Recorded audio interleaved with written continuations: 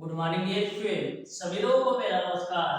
स्वागत करते हैं आप सभी का आपके अपने YouTube channel OD study point. तो प्यारे दोस्तों, आज की क्लास में हम लोग सॉल्व करेंगे चाल तथा समय के मोस्ट इंपॉर्टेंट क्वेश्चंस को।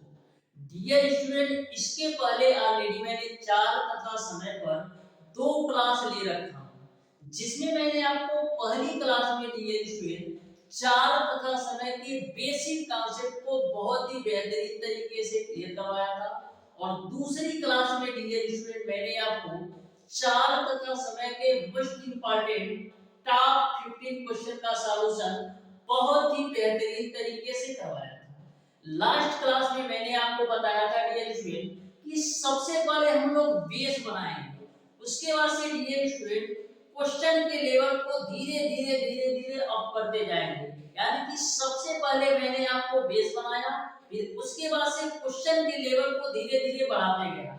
आज की क्लास में डियर स्टूडेंट आपको कल की क्लास से भी बेहतर बेहतर क्वेश्चन देखने को मिलेंगे और प्रत्येक क्वेश्चन को मैं इस तरीके से बताऊंगा कि आप चाल तथा समय के किसी भी क्वेश्चन को मैक्सिमम 5 से 10 सेकंड के अंदर सॉल्व कर पाओगे। इस तरीके से बेहतरीन कॉन्सेप्ट के साथ मैं आपको सारे क्वेश्चन के सॉल्यूशन बताने वाला हूं।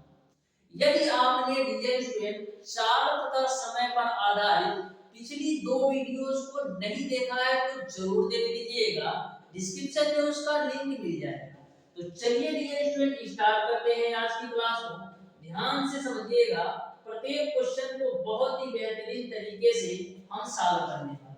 तो क्वेश्चन नंबर 1 आपके सामने है, ध्यान से समझिएगा कैसे सॉल्व करना है। बोला है एक नदी का बहाव 3 किलोमीटर प्रति घंटा है, एक नाविक शांत जल में 5 किलोमीटर प्रति घंटे की चाल से नाव चला सकता है, तो बहाव के विरुद्ध नाविक की चाल क्या होगी, ये आपको बताना है कि बहाव के विरुद्ध नाविक की चाल क्या होगी। तो मैंने आपको बेसिक कॉन्सेप्ट वाले वीडियो में बताया था डियर स्टूडेंट कि बहाव के विरुद्ध नाविक की चाल क्या होती है। तो बहाव के विरुद्ध नाविक की चाल, बहाव के विरुद्ध डियर स्टूडेंट नाविक की जो चाल होती है वो आपका होता है x माइनस का y किलोमीटर पर घंटा। अब आपके दिमाग में यह बन रहा होगा कि x क्या है और y क्या है। तो एक क्वेश्चन को ध्यान से समझ लो, उसके बाद से प्रत्येक क्वेश्चन को चुटकियों में सॉल्व करोगे। यहाँ पर जो आपका x है डियर स्टूडेंट, ये आपका नाव अथवा नाविक अथवा व्यक्ति की चाल है। जो आपका x है डियर स्टूडेंट, ये आपका नाव नाविक अथवा व्यक्ति की चाल है। और जो आपका y है डियर स्टूडेंट, ये आपका क्या है, जो आपका y है डियर स्टूडेंट, ये आपका क्या है, ये आपका धारा अथवा बहाव की चाल है। तो इसको मैं बार बार लिखूंगा नहीं, इसको आप ध्यान में रखिएगा।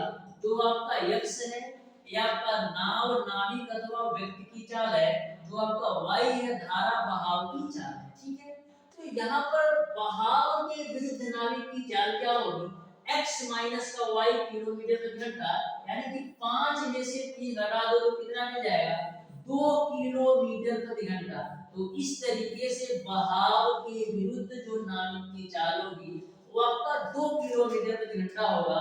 यानी ऑप्शन नंबर डी जो होगा बिल्कुल राइट आंसर होगा। Option number D question number 1 का बिल्कुल राइट आंसर होगा। बढ़ते हैं डियर स्टूडेंट क्वेश्चन नंबर 2 की तरफ। ध्यान से समझिएगा क्वेश्चन नंबर 2 को भी। तो क्वेश्चन नंबर 2 आपके सामने है, ध्यान से समझना। बिल्कुल सिंपल क्वेश्चन होते हैं, बस एक बार डियर स्टूडेंट क्वेश्चन के कॉन्सेप्ट को आपको समझना होता है। एक बार अच्छी तरीके से समझ लो, फिर कभी भी कोई भी प्रॉब्लम नहीं आएगी। तो क्वेश्चन नंबर 2 आपका इस प्रकार से है, ध्यान से समझना। बोला है कि एक व्यक्ति जो है शांत जल में 5 किलोमीटर प्रति घंटे की चाल से तैर सकता है। यदि नदी का बहाव 1 किलोमीटर प्रति घंटा हो तो एक निश्चित बिंदु तक जाने व वापस आने में 75 मिनट का समय लगता है, तो वह निश्चित बिंदु कितनी दूरी पर है ये आपको बताना है। यानी कि वह निश्चित बिंदु कितनी दूरी पर है ये आपको बताना है। तो सबसे पहले डियर स्टूडेंट मैं मान लेता हूं कि जो आपका व्यक्ति है डियर स्टूडेंट ए पॉइंट से चलना प्रारंभ करता है, ए पॉइंट से चलना प्रारंभ करता है और उसका जो निश्चित बिंदु है वो आपका बी है। मैंने मान लिया डियर स्टूडेंट कि जो आपका व्यक्ति है वो आपका ए पॉइंट से चलना प्रारंभ करता है और उसका जो निश्चित बिंदु है उसको मैंने मान लिया बी है। अब ध्यान से क्वेश्चन को समझो। बोला है निश्चित बिंदु तक जाने व वापस आने में 75 मिनट का समय लगता है। तो मैं मान लेता हूं कि इस पॉइंट से निश्चित बिंदु के बीच की जो दूरी है वो आपका डी है। इस पॉइंट से यानी कि स्टार्टिंग पॉइंट से निश्चित बिंदु की जो दूरी है वो मैंने मान लिया है डी। तो क्वेश्चन में आपसे बोला है कि निश्चित बिंदु तक जाने व वापस आने में 75 मिनट का समय लगता है। तो जब डियर स्टूडेंट व्यक्ति जो है एक निश्चित बिंदु तक जाएगा और निश्चित बिंदु से पुनः वापस आएगा, तो ऐसे कंडीशन में जो आपका व्यक्ति होगा एक तरफ से तो धारा के अनुकूल जाएगा और एक तरफ से तो धारा के प्रतिकूल आएगा, क्योंकि वह निश्चित बिंदु तक जाता है और पुनः वापस आता है। तो एक तरफ से तो धारा के अनुकूल जाएगा और एक तरफ से धारा के प्रतिकूल आएगा। तो धारा के अनुकूल जो है व्यक्ति की चाल क्या होगी, x प्लस का y किलोमीटर पर घंटा। और जब वापस आएगा निश्चित बिंदु से तो धारा के प्रतिकूल आएगा, तो धारा के प्रतिकूल जो व्यक्ति की चाल होगी वो आपका x माइनस का y किलोमीटर प्रति घंटा। यहां तक किसी को कोई दिक्कत नहीं होना चाहिए, ठीक है।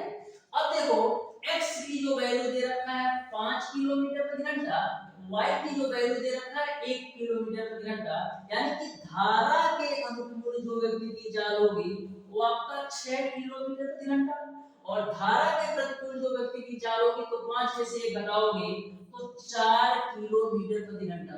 यहां तक सबको क्लियर समझ में आ गया। अब हम क्वेश्चन को बहुत ही आसानी से सॉल्व कर सकते हैं, तो ध्यान से समझना। टोटल कितना 75 मिनट का समय लगता है, तो इस 75 को हम घंटे में चेंज करने के लिए 60 से भाग देते हैं, ठीक है। यह 75 मिनट कब लगता है, धारा के अनुकूल जाने और पुनः उस निश्चित बिंदु से वापस धारा के प्रतिकूल आने में टोटल 75 मिनट का समय लगता है।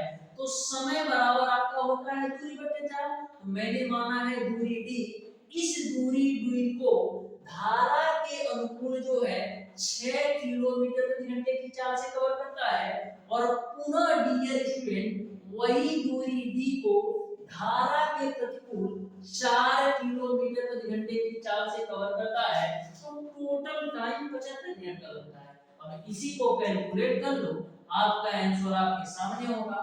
तो 15 से काटते हैं तो 15 पचे 75 और 15 चौको 60, तो यहां से मिलेगा आपको 5/4। 6 और 4 का एलसीएम निकालोगे 12, तो 6 गुना 12 यानी कि 2d यहां से मिलेगा प्लस का 3d आपको यहां से मिलेगा। अब आया तो 5/4 है तो ये आपका 5/4 होगा। 3 2 कितना होगा 5d बट्टे का आपको मिलेगा 12। 5 से 5 को काट दो और 4 से आप 12 को काटोगे तो 3 बार में कटेगा, यानी d की जो वैल्यू मिलेगी वो आपको मिल जाएगा 3 किलोमीटर।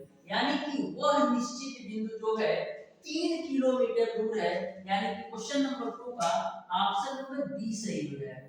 ऑप्शन नंबर बी जो होगा क्वेश्चन नंबर 2 का बिल्कुल राइट आंसर होगा। तो बहुत ही बेहतरीन तरीके से समझ में आया होगा। बढ़ते हैं डियर स्टूडेंट क्वेश्चन नंबर 3 की तरफ।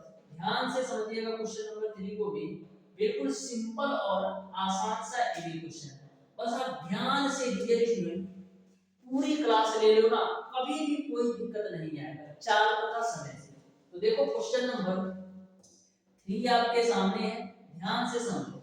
तो बोला है कि एक व्यक्ति जो है एक समान गति से तैरते हुए धारा की दिशा में 5 घंटे में 20 किलोमीटर की दूरी तय करता है और उतने समय में डियर स्टूडेंट धारा के विपरीत दिशा में 10 किलोमीटर की दूरी तैर सकता है, तो धारा के बहाव की चाल क्या होगी, ये आपको बताना है।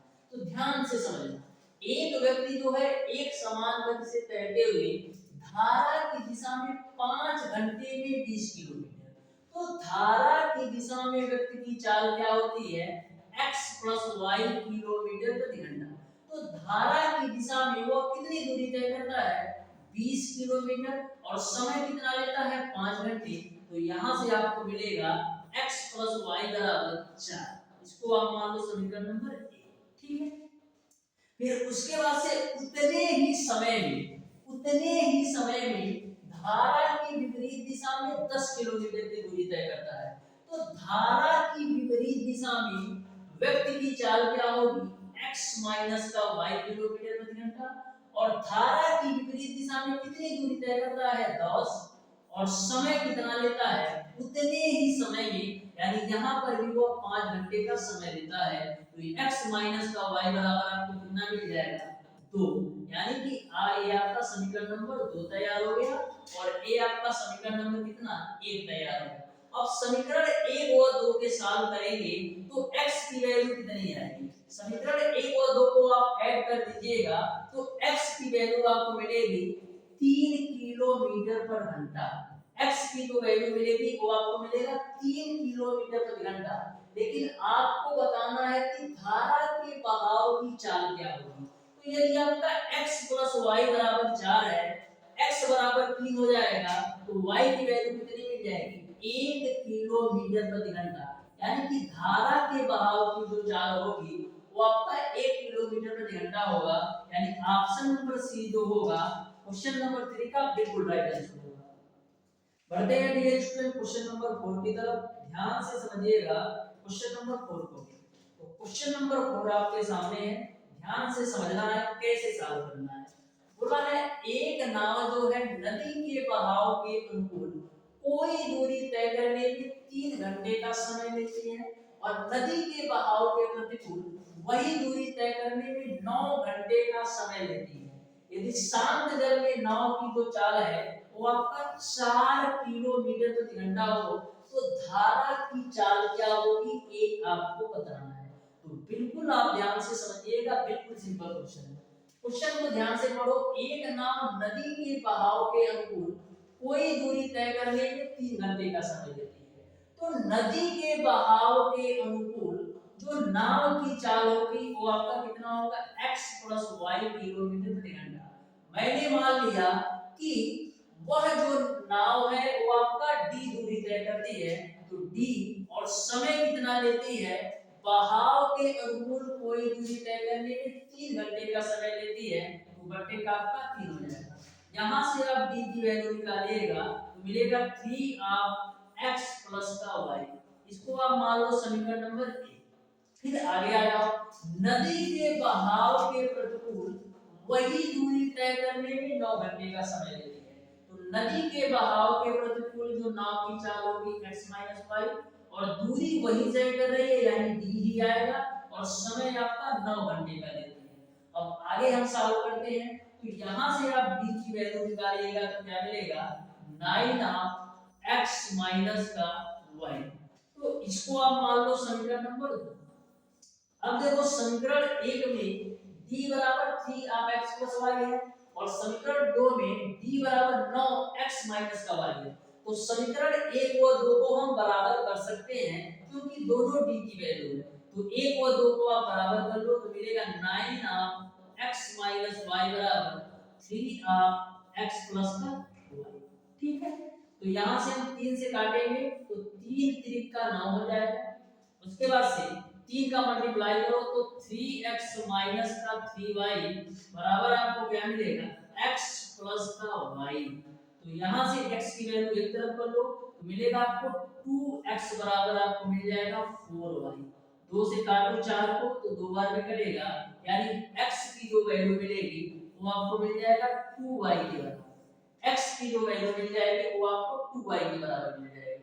अब देखो नाव की जो चाल है वो आपका 4 किलोमीटर प्रति घंटा है, यानी x की वैल्यू आपको दे रखा है 4 किलोमीटर प्रति घंटा, तो 4 बराबर आपका हो जाएगा 2y।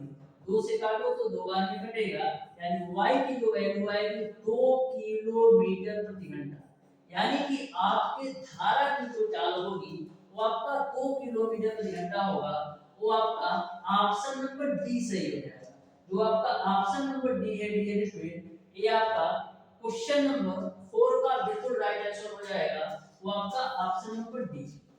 बढ़ते हैं डियर स्टूडेंट क्वेश्चन नंबर 5 की तरफ। ध्यान से समझिएगा क्वेश्चन नंबर 5 को भी, बिल्कुल सिंपल सा इजी क्वेश्चन है, ध्यान से समझिए।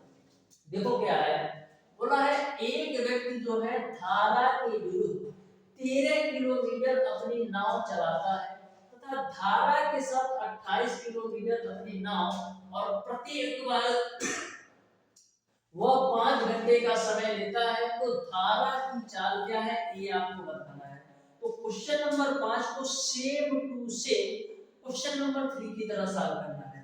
तो इस क्वेश्चन के लिए मैं आपको देता हूं 1 मिनट का समय। 1 मिनट के अंदर सॉल्व करके बताइए कि इस क्वेश्चन का कौन सा ऑप्शन सही होगा। Same to same dear student, इस क्वेश्चन को आपको क्वेश्चन नंबर 3 की तरह सॉल्व करना है। बहुत ही सिंपल तरीके से सॉल्व कर सकते हो, 1 मिनट काफी है इस क्वेश्चन के लिए।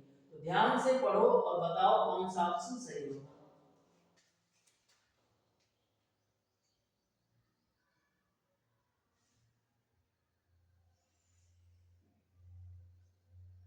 लास्ट के 30 सेकंड और आपके पास है, सॉल्व करके बताइए कि इसमें कौन सा ऑप्शन सही होगा।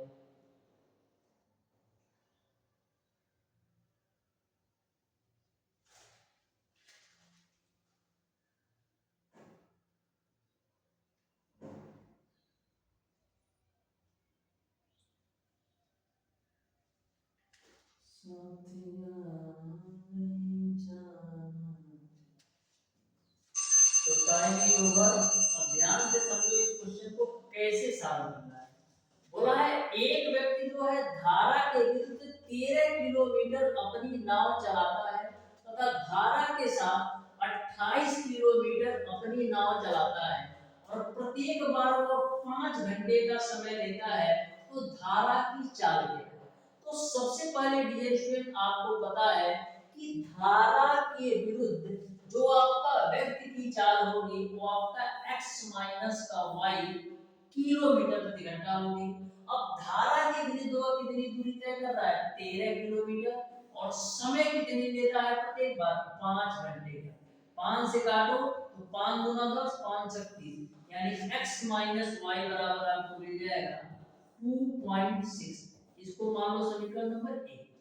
फिर आगे बोला है कि धारा के साथ 28 किलोमीटर अपनी नाव चलाता है।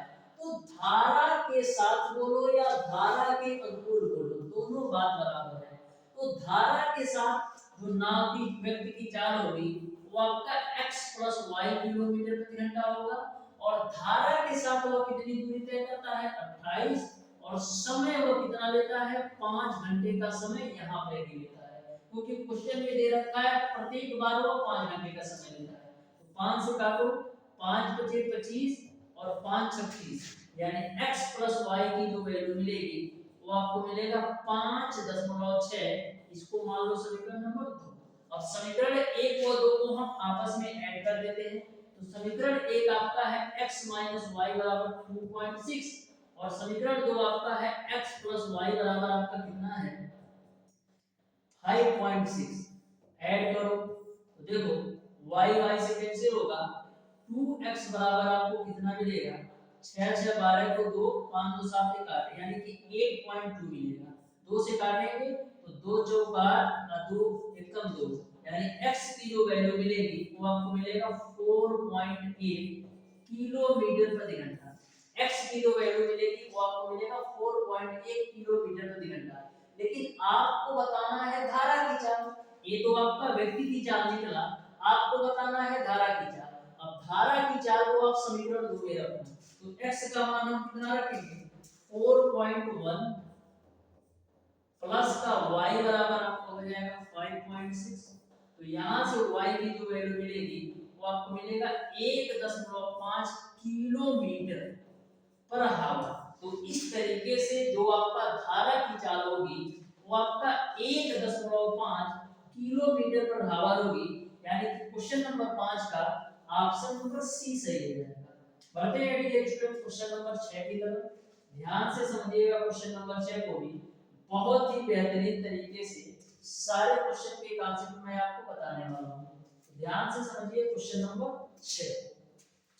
बोला है 72 किलोमीटर प्रति घंटे की गति से चलती हुई एक गाड़ी 180 मीटर लंबी अन्य गाड़ी को, जो कि उसी दिशा में समांतर पटरी पर 54 किलोमीटर प्रति घंटे की गति से चल रही है, 1 मिनट में पूर्णतया पार कर लेती है। यदि वह विपरीत दिशा में चलती है तो दोनों गाड़ियां एक दूसरे को पार करने में कितना समय लेगी, ये आपको बताना है। तो बहुत ही बेहतरीन और बहुत ही सिंपल क्वेश्चन है, ध्यान से समझो। जो दो गाड़ी की बात की जा रही है, तो एक गाड़ी मैंने मान लिया ए है, जिसका ए नाम दे देता हूं, और एक गाड़ी आपकी बी है, जिसका मैं बी नाम दे देता हूं। अब क्वेश्चन को ध्यान से समझो। 72 किलोमीटर प्रति घंटे की गति से चलती हुई एक गाड़ी, यानी कि पहली गाड़ी की जो चाल है वो आपका 72 किलोमीटर प्रति घंटा है, तो इसको मैं लिख देता हूं 72 किलोमीटर प्रति घंटा, ठीक है। 180 मीटर लंबी अन्य गाड़ी को, यानी कि जो दूसरी गाड़ी है इसकी जो लंबाई है वो आपका है 180 मीटर, ठीक है। उसी दिशा में समांतर रेल पटरी पर, तो मैंने समांतर कर ही दिया है कि दोनों गाड़ियां एक दूसरे के समांतर चल रही है।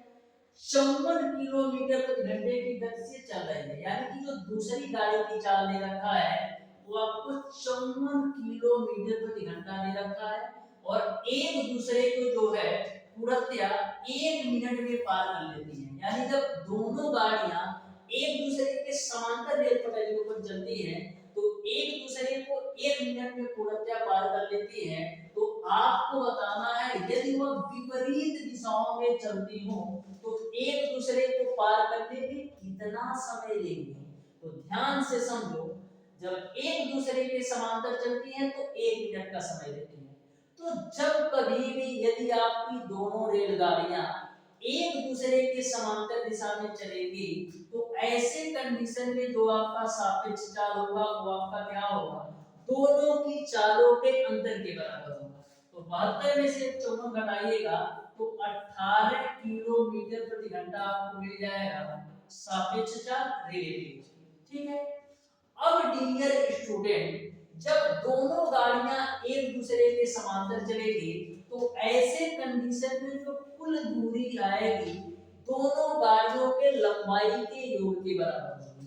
तो हमें डियर स्टूडेंट दूसरी गाड़ी की लंबाई का मान तो पता है, लेकिन पहली गाड़ी की लंबाई का मान नहीं पता है। तो पहली गाड़ी की लंबाई मैं मान लेता हूं L है, और दूसरी गाड़ी की लंबाई आपको 180 मीटर दे रखा है।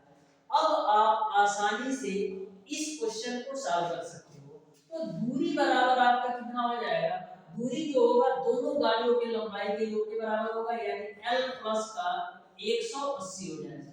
तो आपको पता क्या है कि दूरी बराबर आपका होता है क्या, चाल गुणे का समय। तो दूरी आपका कितना है L प्लस का 180, और चाल आपने कितना निकाला है 18 किलोमीटर प्रति घंटा।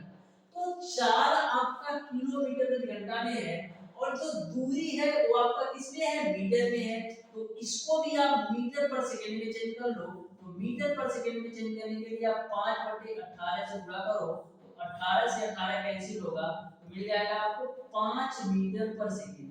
5 मीटर पर सेकंड आपको मिल जाएगा, यानी चाल जो है वो आपका 5 मीटर पर सेकंड हो गया। समय t की वैल्यू कितना होगा, 1 मिनट है, और 1 मिनट में आपका 60 सेकंड होता है। तो L प्लस का 180 बराबर आपको क्या मिलेगा, 60 गुणे 5 करोगे तो 300 मिलेगा। यानी L की वैल्यू आपको कितना मिल जाएगा, 300 में से 180 घटाओगे तो 120 मीटर आपको मिल जाएगा। यानी कि जो दूसरी पहली गाड़ी की लंबाई आपने निकाल लिया कितना, 120 मीटर।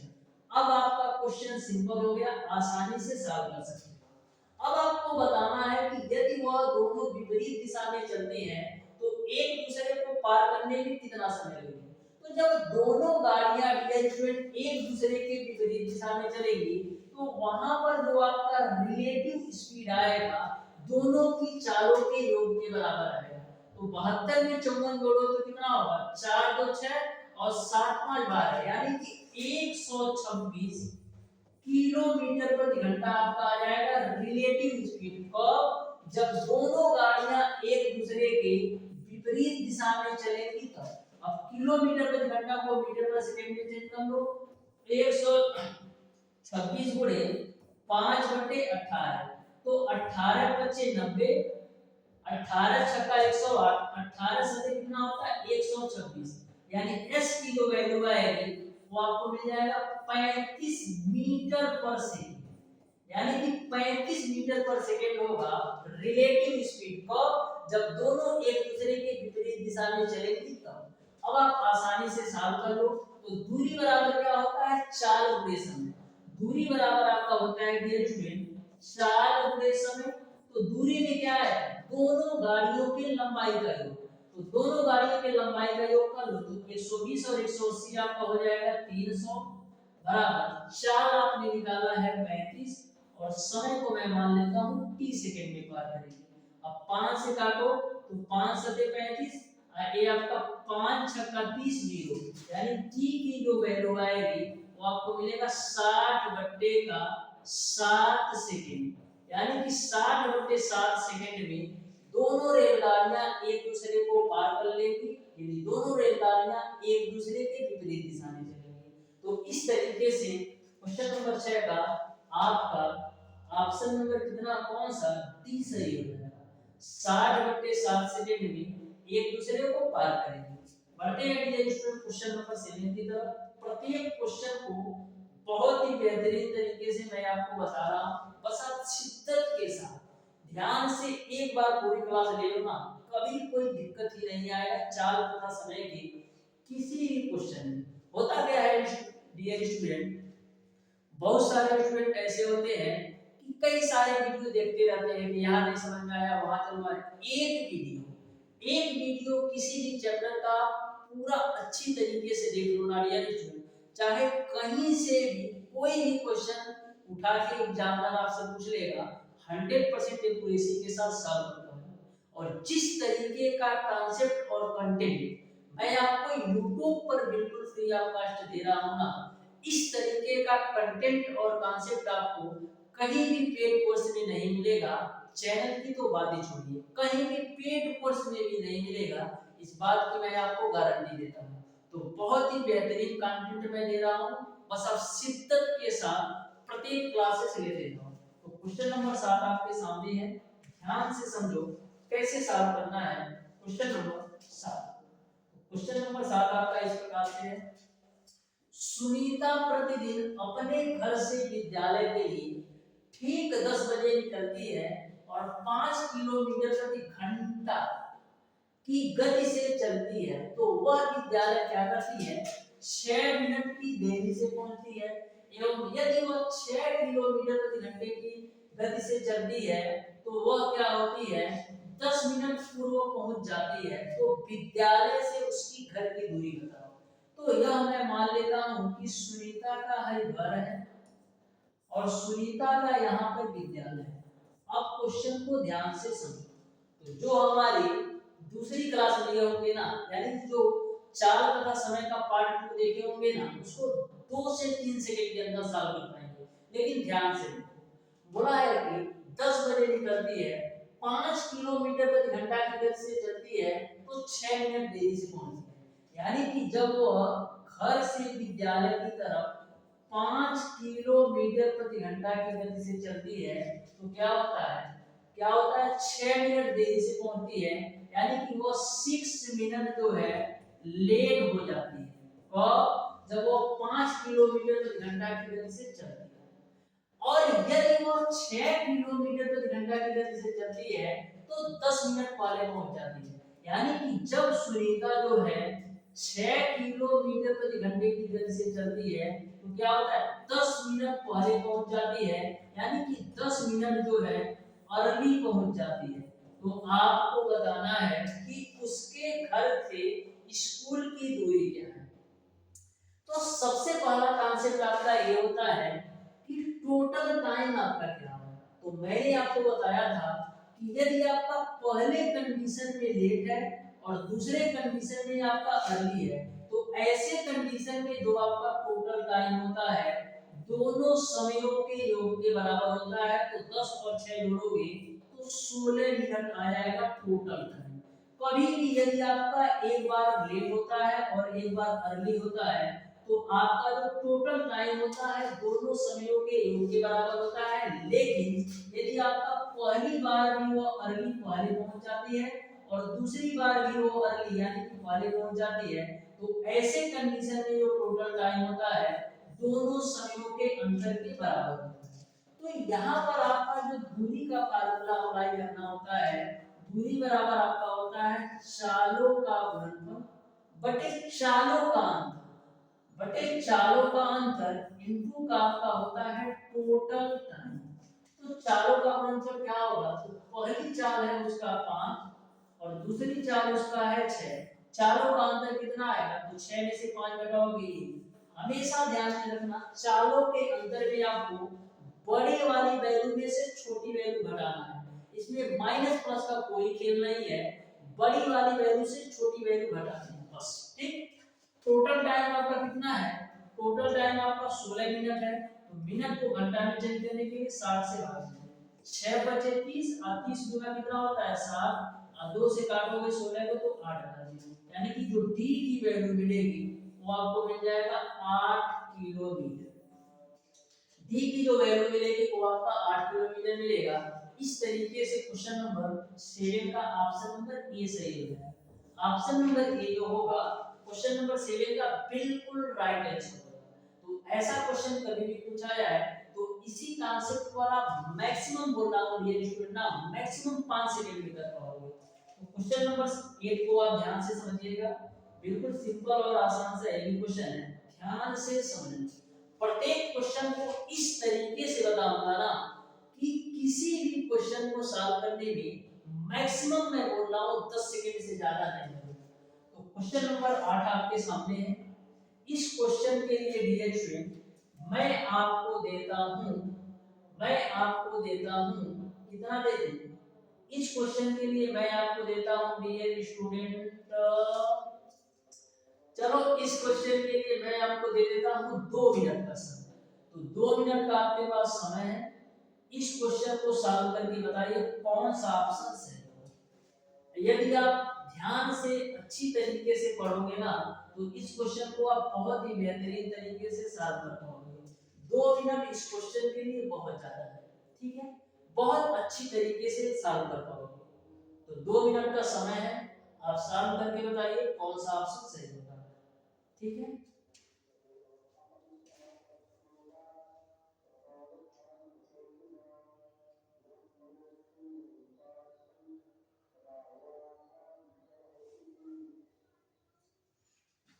जिंदगी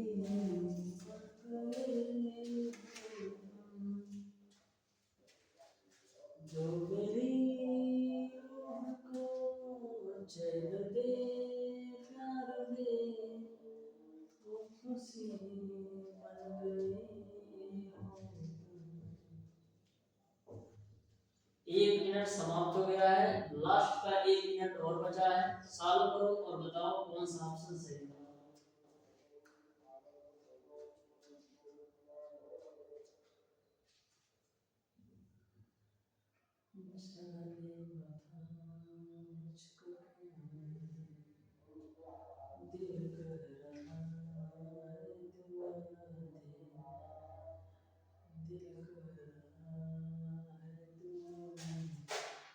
बताओ कौन सा ऑप्शन सही होगा।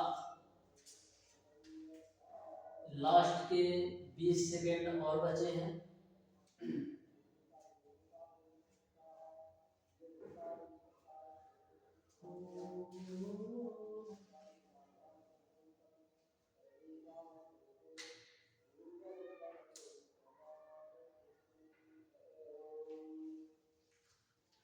चलो टाइम इज ओवर। अब ध्यान से समझोगे इस क्वेश्चन को कैसे सॉल्व करोगे, ध्यान से समझना। बिल्कुल सिंपल क्वेश्चन है। बोला है एक दिन प्रातः 7 बजे राकेश 9 किलोमीटर प्रति घंटे की चाल से साइकिल द्वारा रंजन से मिलने गया, लेकिन कुछ दूर चलने के बाद उसकी बेचारे की साइकिल ही खराब हो गई और वह वहीं रुक गया और 35 मिनट आराम किया। उनकी साइकिल चलाया था और आराम करके 3.5 किलोमीटर प्रति घंटे की चाल से पैदल 1 बजे दोपहर वापस आ गया। तो घर से वह दूरी जहां पर साइकिल खराब हुई थी, यानी कि घर से कितनी दूरी पर उसकी साइकिल खराब हुई थी, ये आपको बताना है। तो बिल्कुल सिंपल सा क्वेश्चन है, ध्यान से समझना, बहुत ही बेहतरीन क्वेश्चन है। ए मैं मान लेता हूं कि ए पॉइंट पर राकेश बाबू का घर है, ए पॉइंट पर राकेश बाबू का घर है और बी पॉइंट पर मैं मान लेता हूं जाकर के उनकी साइकिलिया खराब हो गई। ठीक है, मैंने मान लिया कि ए पॉइंट पर राकेश बाबू का घर है और बी पॉइंट पर उसकी क्या हो गई, साइकिल जो है खराब हो जाती है, साइकिल बेचारे की खराब हो जाती है। ठीक है, और मैंने मान लिया डियर स्टूडेंट कि जहां पर उसकी साइकिल खराब हुई वहां से उसके घर के जो बीच की दूरी है वो मैं मान लेता हूं x किलोमीटर है। यहां तक सबको क्लियर समझ में आ गया। अब आ जाओ, 7 बजे राकेश 9 किलोमीटर प्रति घंटे की चाल से साइकिल द्वारा रंजन से मिलने गया, यानी कि वो 7 बजे से ही चलना स्टार्ट कर दिया साइकिल से। किस दर से, 9 किलोमीटर प्रति घंटे की चाल से चलना स्टार्ट कर दिया। फिर आ गया, उसके बाद से साइकिल खराब हो गई और वहीं रुक जाता है, यानी कि जहां पर उसकी साइकिल खराब होती है वहीं रुक जाता है और क्या करता है, 35 मिनट का रेस्ट करता है। 35 मिनट का क्या करता है, रेस्ट करता है। फिर पुनः वो क्या करता है, 3.5 किलोमीटर प्रति घंटे की चाल से वापस आ जाता है। यानी कि जब साइकिल खराब हो गई तो बेचारा करे क्या, 3.5 किलोमीटर प्रति घंटे की चाल से जो है वापस आ जाता है पैदल। तो आपको बताना है कि वह दूरी जहां पर साइकिल खराब हुई थी, यानी कि उसके घर से वह दूरी बताना है जहां पर साइकिल खराब हो गई थी। तो चलो इस क्वेश्चन को सॉल्व कर सकते हैं। तो वापस घर कितने बजे आता है, 1 बजे आता है, यानी 7 बजे चला बेचारा और 1 बजे जो है घर को वापस आ गया। तो टोटल टाइम कितना लगा, 7 बजे तो गया और 1 बजे घर आ गया। तो कितना टाइम टोटल लगा, तो 7 से 1 के बीच का आप गैप निकालोगे तो 6 घंटा आता है। कितना, 6 घंटे का टोटल समय लगा दिया 9 किलोमीटर प्रति घंटे की चाल से जाने में और वहां 35 मिनट आराम करके उसके बाद से 3.5 किलोमीटर प्रति घंटे की चाल से पैदल आने में जो टोटल टाइम लेता है वो 6 घंटे का समय लेता है। तो 6 घंटे का उसने टोटल समय लिया। अब यह 6 घंटे का समय उसने कहां लिया, तो x किलोमीटर की दूरी को 9 किलोमीटर प्रति घंटे की चाल से कवर करने में, क्योंकि समय बराबर आपका होता है दूरी बटे चाल। तो हम देख लेते हैं कि यह 6 घंटा वह कहां दिया है। तो सबसे पहले वह x किलोमीटर की दूरी को 9 किलोमीटर प्रति घंटे की चाल से चलने में दिया है। फिर क्या करता है, 35 मिनट का रेस्ट करता है। तो इस मिनट को घंटा में चेंज करने के लिए 7 से भाग दो प्लस का, फिर क्या करता है, पुनः वह वही x किलोमीटर की दूरी 3.5 किलोमीटर प्रति घंटे की चाल से आता है। तो वही आपका x किलोमीटर की दूरी क्या, 3.5 किलोमीटर प्रति घंटे की चाल से आता है। तो टोटल टाइम उसको 6 घंटे लग जाते हैं। यहां तक आपको क्लियर है। मैंने क्या बोला डियर स्टूडेंट, टोटल उन्होंने जो समय लिया है 6 घंटे का समय लिया है। यह 6 घंटे का समय x किलोमीटर की दूरी 9 किलोमीटर प्रति घंटे की चाल से चलने और 35 मिनट आराम करने और पुनः वही x किलोमीटर की दूरी 3.5 किलोमीटर प्रति घंटे की चाल से आने में लगता है। तो 3.5 को हम क्या लिखते, हम लिखते 7/2। तो 7 आपका नीचे आ जाएगा और 2 आपका ऊपर आ जाएगा। कोई दिक्कत है, वो कोई दिक्कत नहीं है। अब इसी को आप सॉल्व कर लो तो 6 बराबर क्या आएगा, एलसीएम आप 7, 9 और 7 का निकालोगे तो मिल जाएगा 180 गुणे 7 के रूप में, क्योंकि 60 और 9 का ऐसे 180 होगा और 7। अब देखो जब 9 से काटिएगा 180 को तो 20 बार निकलेगा, और 20 गुणे 7 140 x आपका यहाँ से हो जाएगा, प्लस 60 से काटिएगा 180 को तो 3 बार निकलेगा, अब 3 सते 21, 21 का गुणा आपका किसमें होगा, 35 में होगा, ठीक है। प्लस का 7 से 7 कैंसिल होगा तो 180 का गुणा 2 में करोगे तो 360 x होगा। यहाँ तक आपको क्लियर है। मैंने क्या किया, केवल और केवल एलसीएम लिया है, ठीक है। अब देखो राइट साइड में आपको मिल जाएगा 6 गुणे 180 गुणे 7 बराबर 140 और 360 जोड़ोगे तो मिलेगा आपको 500x, प्लस का 21 गुणे 35 करो तो 35 से कम 35 को 5, 35 से कम 35 को 5 और हासिल बचेगा कितना 3, और 35 गुना 70 और 3 कितना होता है 73। यहाँ तक किसी को कोई दिक्कत है? हो कोई दिक्कत नहीं है।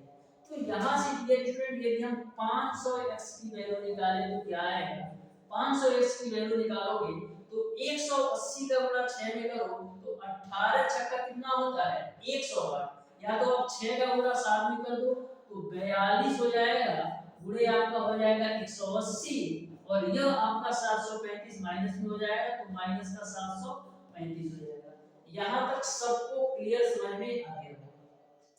अब देखो डियर स्टूडेंट हम करते क्या है, 42 का गुणा 180 में करो तो एक तो 0 उतरेगा, ठीक है, वो 100 0 उतरेगा, और 18 गुना 36 को 6 और 18 जो 72 के कितना होगा 7560, इसमें से आप घटा दो 735, 7560 में से आप 735 घटाओ, देखो कितना आएगा, तो 7560 में से हम 735 घटाते हैं, 7560 में से 735 घटाएंगे तो 10 में से 5 जाएगा 5, फिर उसके बाद से यहाँ पर 5 में से 3 जाएगा 2, फिर यहाँ पर 15 में से 7 जाएगा कितना बचेगा 8, फिर यहाँ पर आपका बचेगा 6, यानी 6825 आपको मिलेगा। तो ये आपको मिल जाएगा 6825। अब यह आपका 6825 किसके बराबर है, यह आपका 6825 500x के बराबर है, यानी हम लिख सकते हैं 500x बराबर आपका 6825। अब देखो 500 को हम क्या लिख दे 5 गुणे 100 के रूप में इंटू का x बराबर आपका हो जाएगा 6825, 5 से काटो तो 5 एकम 5 और 1 8, 5 3 15, फिर 3 2, 5 6 30, 2 5, 5 बचे 25। तो यहाँ से आपको क्या मिल गया 100x बराबर आपको मिल गया 1365। तो यहाँ से आप x की वैल्यू निकालिएगा तो 13.65 मिलेगा, यानी कि जहां पर उसकी सैकिया खराब हुई थी वहां से उसके घर की दूरी 13.65 किलोमीटर है, यानी ऑप्शन नंबर डी जो होगा बिल्कुल राइट आंसर होगा। तो बहुत ही बेहतरीन तरीके से मैंने सॉल्व कराया। क्वेश्चन केवल देखने में थोड़ा लेती है, लेकिन एक से दो बार आप अच्छी तरीके से सॉल्व कीजिएगा ना तो बहुत ही बेहतरीन तरीके से कर पाइएगा। बढ़ते हैं डियर स्टूडेंट क्वेश्चन नंबर 9 की तरफ। तो ध्यान से देखिएगा क्वेश्चन नंबर 9 को, बिल्कुल सिंपल ये क्वेश्चन है, ध्यान से समझिएगा कैसे सॉल्व करना है। क्वेश्चन नंबर 9 बोला है किसी ट्रेन को 60 मीटर लंबे प्लेटफॉर्म को पार करने में 14 सेकंड लगते हैं, जबकि प्लेटफॉर्म पर स्थित किसी खंभे को पार करने में 10 सेकंड लगते हैं। यदि समान गति से चलने वाली किसी दूसरी गाड़ी को खंभे के सामने से गुजरने में 9 सेकंड लगते हैं तो गाड़ियों की लंबाई में अंतर बताओ। तो बहुत सारे स्टूडेंट तो ऐसे होंगे क्वेश्चन को देखते ही छोड़ देंगे, लेकिन यह क्वेश्चन मैं इस तरीके से आपको बताऊंगा ना कि बहुत ही बेहतरीन तरीके से 10 सेकंड के अंदर सॉल्व कर पाओगे। बस एक बार ध्यान से समझो। एक चीज आपको ये समझ में आ रही होगी कि वही आपकी जो गाड़ी है प्लेटफॉर्म को भी पार कर रही है और वही गाड़ी आपका क्या खंभे को भी पार कर रही है, यानी कि जो रेलगाड़ी की चाल है वो आपका समान है, क्योंकि वही रेलगाड़ी आपका प्लेटफॉर्म को भी पार कर रही है और वही रेलगाड़ी आपका खंभे को भी पार कर रही है, यानी कि जो रेलगाड़ी की चाल है वो आपका समान है। तो ऐसा क्वेश्चन मैंने ऑलरेडी सॉल्व कराया है पिछले वीडियो में। तो रेलगाड़ी की जब चाल समान है तो हम दोनों चालों को एक दूसरे के समान कर देते हैं। तो मैं मान लेता हूं कि रेलगाड़ी की चाल आपका इस है। तो जब आपकी रेलगाड़ी प्लेटफॉर्म को पार करेगी तो रेलगाड़ी द्वारा जो तय की गई दूरी होगी, रेलगाड़ी की लंबाई के साथ साथ प्लेटफॉर्म की भी लंबाई आएगी। जब आपकी रेलगाड़ी प्लेटफॉर्म को पार करेगी तो रेलगाड़ी की लंबाई के साथ साथ प्लेटफॉर्म की भी लंबाई आएगी, यानी कि जो टोटल दूरी आएगा वो आपका प्लेटफॉर्म की लंबाई प्लस का रेलगाड़ी की लंबाई आएगी। और समय कितना लेता है प्लेटफॉर्म को पार करने में? 14 सेकंड।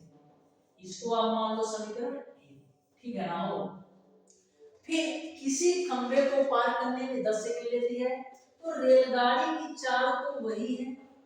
और जब आपकी रेलगाड़ी खंभे को पार करेगी तो रेलगाड़ी द्वारा जो तय की गई दूरी होगी केवल और केवल रेलगाड़ी की लंबाई के बराबर होगी। तो दूरी जो आएगा वो आपका यह आएगा, रेलगाड़ी की लंबाई, और खंभे को पार करने में 10 सेकंड का समय लेती है, तो 10। इसको मान लो समीकरण 1 और 2 को हम बराबर कर देंगे तो मिलेगा आपको 60 प्लस का l डिवाइडेड बाय 14 बराबर आपको मिलेगा l अपॉन t, ठीक है। अब इसको हम क्रॉस मल्टीप्लाई करते हैं तो मिलेगा 10 का गुणा 60 प्लस l में करो तो मिलेगा आपको 600 प्लस का 10 l बराबर आपको कितना मिल जाएगा? 14l, ठीक है। तो यहाँ से आपको 4l की जो वैल्यू मिलेगी वो आपको मिलेगा 600। 4 से काटो तो 4 एकम 4, 4 बचे भी 0, यानी l की जो वैल्यू आ गई वो आपको मिल गई 150 मीटर। l की जो वैल्यू आ गई वो आपको मिल गया 150 मीटर। अब l का मान समीकरण 1 या 2 में रख करके आप रेलगाड़ी की चाल भी निकाल सकते हैं। तो l का मान समीकरण 2 में रखोगे तो आपको मिलेगा 150/10, 0 0 से कैंसिल होगा, यानी आपको मिल जाएगा 15 मीटर पर सेकंड। यानी कि जो रेलगाड़ी की चाल आ गई वो आपका 15 मीटर पर सेकंड। अब क्वेश्चन पर आता है, समान गति से चलने वाली किसी दूसरी गाड़ी, समान गति से चलने वाली किसी दूसरी गाड़ी, यानी कि जो आपकी दूसरी गाड़ी है उसकी भी चाल पहली गाड़ी के समान है। क्वेश्चन में बोला है समान गति से चलने वाली दूसरी गाड़ी, यानी कि दूसरी गाड़ी की जो चाल है उसकी भी चाल आपका कितना है? 15 मीटर पर सेकंड है। गाड़ी खंभे के सामने से गुजरने में 9 सेकंड का समय लेती है। तो जब आपकी गाड़ी किसी खंभे को पार करती है तो रेलगाड़ी द्वारा जो तय की गई दूरी होती है वो आपका केवल और केवल रेलगाड़ी की लंबाई के बराबर होती है। तो दूरी बराबर क्या आपका आया है? चाल गुणे समय। तो यहाँ पर दूरी में केवल और केवल दूसरी गाड़ी की लंबाई आएगी। तो मैं मान लेता हूँ कि दूसरी गाड़ी की जो लंबाई है वो आपका L2 है और पहली गाड़ी की लंबाई मैं मान लेता हूँ L1 था। तो चाल कितनी है? वो आपका है 15, और समय कितना लेती है खंभे को पार करने में? 9 सेकेंड। तो 15 गुणे 9 करिएगा तो 135 मीटर आ जाएगा दूसरी गाड़ी की लंबाई। आपको बताना है तो गाड़ियों की लंबाई में अंतर क्या है? तो पहली गाड़ी की लंबाई 150 मीटर है और दूसरी गाड़ी की लंबाई 135 मीटर है। 150 में से 135 घटाओगे तो 15 मीटर आ जाएगा, यानी कि गाड़ियों की लंबाई में जो अंतर होगा वो आपका 15 मीटर होगा। इस तरीके से क्वेश्चन नंबर 9 का ऑप्शन नंबर डी सही हो जाएगा। तो देखो कितना कठिन है, कुछ भी नहीं है डियर इसमें, बस एक बार शिद्दत के साथ आप क्वेश्चन को पढ़ना बस है, कुछ नहीं होता क्वेश्चन में। बढ़ते हैं क्वेश्चन नंबर 10 की तरफ। तो ध्यान से समझ लो क्वेश्चन नंबर 10 जो आज की क्लास का लास्ट क्वेश्चन है। और जितने भी क्वेश्चन मैंने करवाया है आज की क्लास में, टोटल क्वेश्चन अपने आप में बहुत ही महत्वपूर्ण और बहुत ही अच्छे लेवल के क्वेश्चन थे। तो ध्यान से समझो, ये आपका क्वेश्चन नंबर 10 है, ठीक है। एक गाड़ी के पहिए की जो त्रिज्या है वो आपका 50 सेंटीमीटर है। 1/9 सेकंड में 80 डिग्री का कोण घूमता है। तो पहिए की चाल किलोमीटर प्रति घंटे में क्या होगी ये आपको बताना है। एक गाड़ी के पहिए की त्रिज्या कितना है 50 सेंटीमीटर है। तो यहाँ पर हम सॉल्व करते हैं, पहिए की त्रिज्या दे रखा है 50 सेंटीमीटर। तो यदि मैं त्रिज्या को मीटर में चेंज करना चाहूँ तो क्या होगा, 50 सेंटीमीटर को मीटर में चेंज करने के लिए क्या करेंगे, 100 से भाग देंगे तो ये आपको मिल जाएगा 0.5 मीटर। ठीक है, क्योंकि 1 मीटर में आपका 100 सेंटीमीटर होता है। तो यदि आपका 1 मीटर में 100 सेंटीमीटर होता है तो 1 सेंटीमीटर में कितना होगा, 1/100 मीटर के बराबर। यानी कि सेंटीमीटर को मीटर में बदलने के लिए 100 से मैंने भाग कर दिया। ये बात क्लियर। अब मैं यदि आपसे पूछी कि पहिए द्वारा एक चक्कर पूरा करने में तय की गई दूरी कितनी होगी, पहिए द्वारा एक चक्कर पूरा करने में तय की गई दूरी कितनी होगी, तो ये आपकी पहिया है, तो पहिया एक चक्कर में कितनी दूरी तय करेगी, पहिया जो है एक चक्कर में अपनी परिधि के बराबर ही दूरी तय करेगी। पहिया जो है एक चक्कर में अपनी परिधि के बराबर ही दूरी तय करेगी। तो एक चक्कर में तय की गई दूरी कितनी, एक चक्कर में तय की गई दूरी, तो एक चक्कर में जो तय की गई दूरी होगी वो आपका पहिए की परिधि के बराबर होगा, यानी कि 2 पाई r होगा। तो 2 पाई को पाई रखो, r की वैल्यू आपने निकाला है 0.5, तो यहाँ से आपको मिल जाएगा पाई, एक पाई लिखो या पाई बात बराबर है, यानी कि d की जो वैल्यू आ गया वो आपका पाई मीटर मिलेगा। यहाँ तक आपको क्लियर है। अब डियर स्टूडेंट आपने देखा कि पहिए द्वारा एक चक्कर पूरा करने में कितना पाई मीटर की दूरी या 1 पाई मीटर की दूरी तय करती है। तो एक चक्कर में हम निकाल लेते हैं कि मैंने तो दूरी निकाल लिया कि एक चक्कर में कितनी दूरी तय करेगी। अब हम देखते हैं कि एक चक्कर लगाने में कितना समय लेती है। तो यहाँ पर आपका 1/9 सेकेंड में डियर स्टूडेंट 80 डिग्री का कोण घूमती है। 1/9 सेकेंड में 80 डिग्री का कोण घूमती है, तो 1 सेकेंड में कितना 720 डिग्री का कोण घूमेगा। 1 सेकेंड में आपका 720 डिग्री का कोण घूमेगा। और आपको पता है कि एक चक्कर में पहिए द्वारा कितना डिग्री का कोण घूमेगा, एक चक्कर में पहिए द्वारा 360 डिग्री का कोण घूमेगा। तो यहाँ से यदि आप 360 डिग्री की वैल्यू निकालिएगा तो 1/2 सेकेंड आपको मिल जाएगा। 360 डिग्री की वैल्यू निकालिएगा तो 1/2 सेकंड मिलेगा। यानी कि एक चक्कर पूरा करने में जो टोटल टाइम लेगा वो आपका 1/2 सेकंड लगेगा। अब आप आसानी से पहले की चाल निकाल सकते हो। तो चाल बराबर क्या होता है, दूरी बटे का समय। तो दूरी आपने निकाला है, एक चक्कर में पाई मीटर से तय करता है, और एक चक्कर में जो दिया गया समय है वो आपका 1/2 सेकंड है। तो यहाँ से आपको मिलेगा 2 पाई मीटर पर सेकंड। क्या यह आपका आंसर है? यह आपका आंसर नहीं है। क्यों? क्योंकि आपको चाल किलोमीटर प्रति घंटा में बताना है।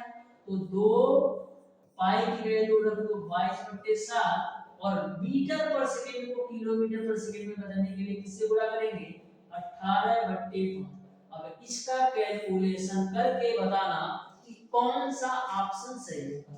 इसका कैलकुलेशन करके बताना डियर स्टूडेंट कि कौन सा ऑप्शन सही होगा। तो यह क्वेश्चन मैंने बिल्कुल बेहतरीन तरीके से सारी चीजें बता दिया है। इसका कैलकुलेशन करके बताना कि कौन सा ऑप्शन सही होगा इन चारों ऑप्शन में। तो प्यारे दोस्तों, आज की क्लास में मैंने आपको बताया है चाल तथा समय के मोस्ट इंपॉर्टेंट क्वेश्चंस को बहुत ही बेहतरीन तरीके से प्रत्येक क्वेश्चन के कॉन्सेप्ट को क्लियर कराने का प्रयास किया है। फिर भी यदि आपको ऐसा लगता है कि किसी भी क्वेश्चन में किसी भी प्रकार का डाउट और कंफ्यूजन हो तो आप हमें कमेंट बॉक्स में कमेंट करके जरूर बताइएगा डियर स्टूडेंट। यदि आप डियर स्टूडेंट क्वेश्चंस का पीडीएफ लेना चाहते हैं तो इस वीडियो के डिस्क्रिप्शन बॉक्स में मैं लिंक दे दूंगा व्हाट्सएप ग्रुप का, वहां से आप जुड़ जाइएगा। यदि वहां से नहीं जुड़ सकते हो तो 7620175376 ये हमारा कांटेक्ट नंबर भी है और ये हमारा व्हाट्सएप नंबर भी है।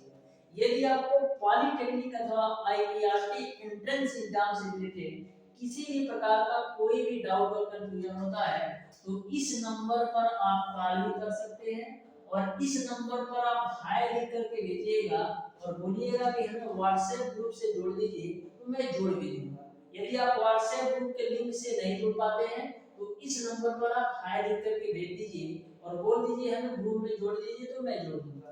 तो प्यारे दोस्तों, आज की क्लास को मैं यहीं पे रखता हूँ। मिलते हैं डियर स्टूडेंट आपसे नेक्स्ट क्लास में, तब तक के लिए धन्यवाद।